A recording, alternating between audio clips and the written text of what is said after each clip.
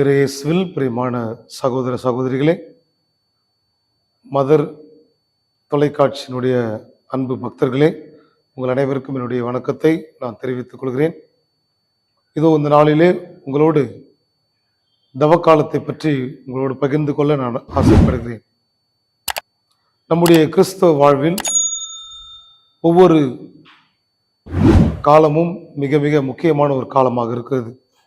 குறிப்பாக ஆண்டவர் இயேசுவுடைய பிறப்பை தொடங்கி அவருடைய பணி வாழ்வு, அவருடைய பாடுகள், அவருடைய மரணம், அவருடைய உயிர்ப்பு என்று திரு அவை நமக்கு ஒவ்வொரு ஆண்டவர் இயேசு கிறிஸ்துவின் வாழ்க்கையோடு நம்மை பயணம் செய்ய அழைப்பு விடுக்கிறது.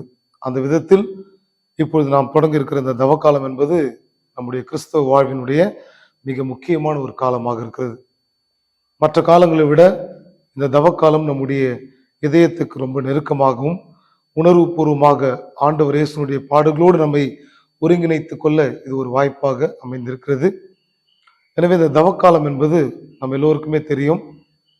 கத்தோலிக்க கிறிஸ்தவர்களாகிய நாம் விபூதி புதன் தொடங்கி ஆண்டவர் இயேசுனுடைய உயிர்ப்பு ஞாயிறு வரை நாம் இதை ஒவ்வொன்றாக கொண்டாடி கொண்டிருக்கிறோம்.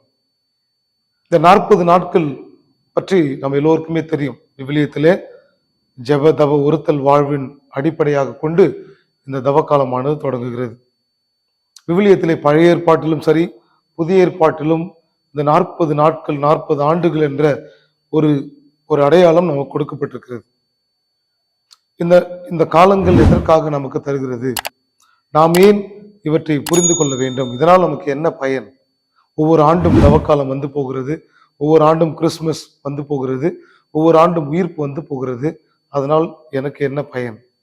நான் ஏன் தவக்காலத்தை கொண்டாட வேண்டும் என்று நாம் சிந்திக்கிற பொழுது, குறிப்பாக இந்த தவக்காலம் என்பது ஒரு இரக்கத்தின் அருளின் காலமாக நாம் அதை பயன்படுத்திக் கொள்கிறோம். ஏனென்றால் மனிதர்களாகிய நாம் பலவீனமானவர்கள், மனிதர்களாகிய நாம் பாவம் செய்யக்கூடியவர்கள், மனிதர்களாகிய நாம் பல்வேறு தவறுகளை செய்து மீண்டும் ஆண்டவருடைய அன்பில் இணைய, ஆண்டவருடைய உறவில் வளர ஆசைப்படுகிற நாம் மீண்டும் கடவுள் நமக்கு இந்த காலத்தை கொடுத்திருக்கிறார்.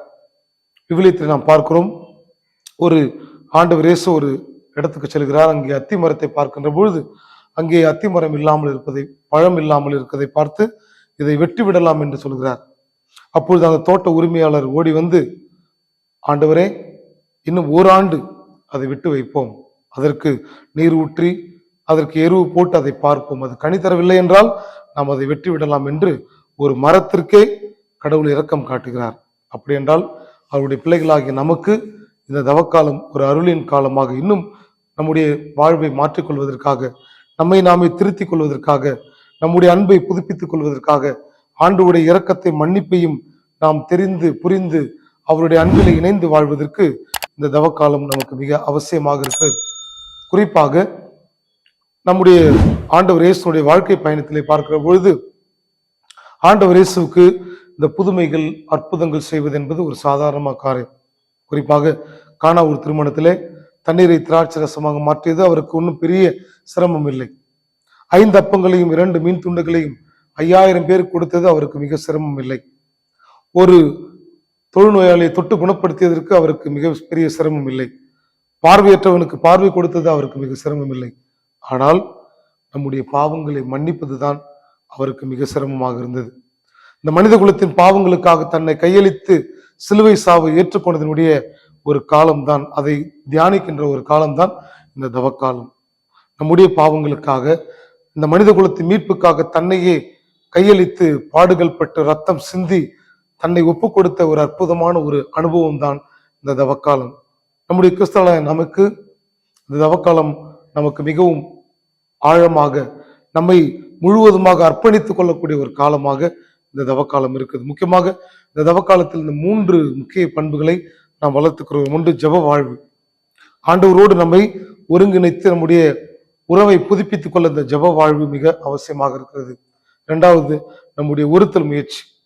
நம்முடைய பாவங்களுக்காக மன்னிப்பு பெறுவது, நாம் ஏழை எளிய மக்களுக்காக நமக்கு உதவி செய்து அவர்களுக்கு உதவி செய்வது போன்ற புண்ணிய காரியங்களில் நாம் ஈடுபடுவது என்பது மிக அவசியமாக இருக்கிறது. குறிப்பாக திருத்தந்தையர்கள் முதல் ஆயர்கள், குருக்கள் எல்லோருமே இந்த காலத்தை ஒரு உன்னதமான ஒரு காலமாக, ஒரு அருளின் காலமாக, ஒரு மீட்பின் காலமாக உணர அழைக்கிறது. குறிப்பாக நம்முடைய திருத்தந்தை பிரான்சிஸ் அவர்கள் மிக தெளிவாக குறிப்பிடுகிறார். ஆயர்களுக்கும் குருக்களுக்கும் எழுதிய கடிதத்திலே அவர் சொல்லுவார், அன்பார்ந்த ஆயர்களே, குருக்களே, இந்த தவக்காலத்தில் மக்களிடம் நீங்கள் பாவத்தை பற்றி அதிகம் பேசாதீர்கள், தண்டனையை பற்றி அதிகம் பேசாதீர்கள், மாறாக ஆண்டவருடைய அன்பை பற்றி பேசுங்கள், ஆண்டவருடைய இரக்கத்தை பற்றி பேசுங்கள். அதுதான் இந்த தவக்காலம் நமக்கு கொடுக்கிற ஒரு பாடமாக இருக்கிறது. பல நேரங்களில் இந்த தவக்காலத்தில் நம்மையே நாம் குற்றவாளியாக மாற்றிக்கொண்டு, ஐயோ நான் பாவி, கடவுளுக்கு எதிராக தவறு செய்து விட்டேன், எனக்கு தகுதி இல்லை, நான் எப்படி மீண்டும் ஆண்டவரோடு இணைவது என்ற ஒரு குற்ற உணர்ச்சியிலேயே நாம் பல நேரங்களில் வாழ்ந்து இந்த தவக்காலத்தை நாம் ஒருத்தல் முயற்சிகள், பல புண்ணியங்கள் செய்து அதை சரியாக பயன்படுத்த முடியாமலே நாம் போய்கிறோம். ஆனால் நம்முடைய திருத்தந்தையின் அறிவுரைப்படி இந்த தவக்காலம் என்பது கடவுளுடைய அன்பை புரிந்து கொள்வது. எவ்வாறு ஊதாரி மைந்தன் தன் தந்தையிடம் திரும்பி வருவதற்கு அவனுக்கு ஒரே ஒரு காரணம் தான் இருந்தது. என்னுடைய அப்பா மிகப்பெரிய பணக்காரர் என்று அவன் வரவில்லை, என் அப்பா மிகப்பெரிய அறிவாளி என்று வரவில்லை, மாறாக என் அப்பா ஏழைகளை அன்பு செய்கிறார், தன்னிடம் பணியாற்றுகின்ற ஒரு கூலி தொழிலாளிகளுக்கே அவ்வளவு அன்பு காட்டுகிற இறைவன் என்னுடைய தந்தை அவருடைய மகனாகி எனக்கு அன்பு செலுத்த மாட்டாரா என்ற தன்னுடைய தந்தையினுடைய அன்பை அவன் புரிந்து கொண்டு மீண்டும் தன்னுடைய தந்தையிடம் திரும்பி வருகிறான். அதுதான் இந்த தவக்காலத்தினுடைய மாண்பாக இருக்கிறது. நம்முடைய பாவங்களை நினைத்து மனம் வருந்துவது ஒரு பக்கமாக இருந்தாலும், நாம் இனிமேல் தவறு செய்யக்கூடாது என்று நாம் தீர்மானம் எடுப்பது ஒரு பக்கம் இருந்தாலும், நம்முடைய பாவங்களுக்காக மன்னிப்பு கேட்டு ஜெபித்தல், திருப்பயணங்கள் மேற்கொள்வது, சிலுவை பாதை செய்வது என்ற நல்ல காரியங்களை ஒரு பக்கம் செய்தாலும், இன்னொரு பக்கம் நீங்கள் ஒருபோதும் மறந்துவிடக்கூடாது, கடவுளின் அன்பு மிகப்பெரியது, ஆண்டவருடைய இரக்கம் மிகப்பெரியது, வல்லமையானது. மனிதர்களாகிய நம்முடைய பாவங்களுக்கு முன்னால், நம்முடைய பலவீனங்களுக்கு முன்னால் கிறிஸ்துவின் அன்பு என்பது மிக பெரியதாக இருக்கிறது. அதனால்தான் திருத்தந்தை பிரான்சிஸ் மீண்டும் மீண்டும் சொல்லிக்கொண்டே இருக்கிறார், ஆண்டவருடைய அன்பை பற்றி பேசுங்கள், ஆண்டவருடைய இரக்கத்தை பற்றி பேசுங்கள் என்று இந்த தவக்காலத்தில் நமக்கு அழைப்பு விடுத்தார்.